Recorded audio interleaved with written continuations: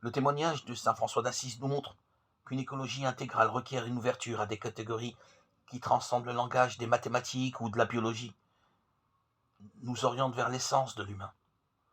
Tout comme cela arrive quand nous tombons amoureux d'une personne, chaque fois qu'il regardait le soleil, la lune ou les animaux, même les plus petits, sa réaction était de chanter, en incorporant dans sa louange les autres créatures. Il entrait en communication avec toute la création, il prêchait même aux fleurs en les invitant à louer le Seigneur, comme si elles étaient dotées de raison.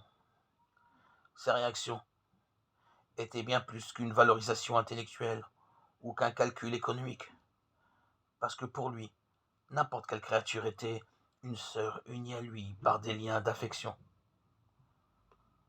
Voilà pourquoi saint François d'Assise se sentait appelé à protéger tout ce qui existe.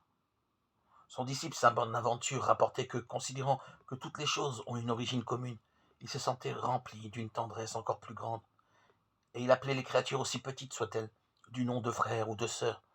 Cette conviction ne peut être considérée avec mépris comme un romantisme irrationnel, car elle a des conséquences sur les opinions qui déterminent notre comportement.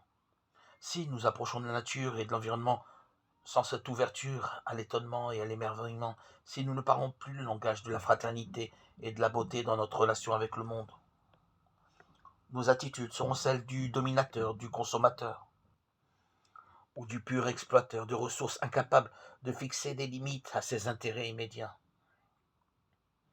En revanche, si nous nous sentons intimement unis à tout ce qui existe, la sobriété et le souci de protection jailliront spontanément. La pauvreté et l'austérité de saint François d'Assise n'étaient pas un ascétisme purement extérieur, mais quelque chose de plus radical, un renoncement à transformer la réalité en pur objet d'usage et de domination.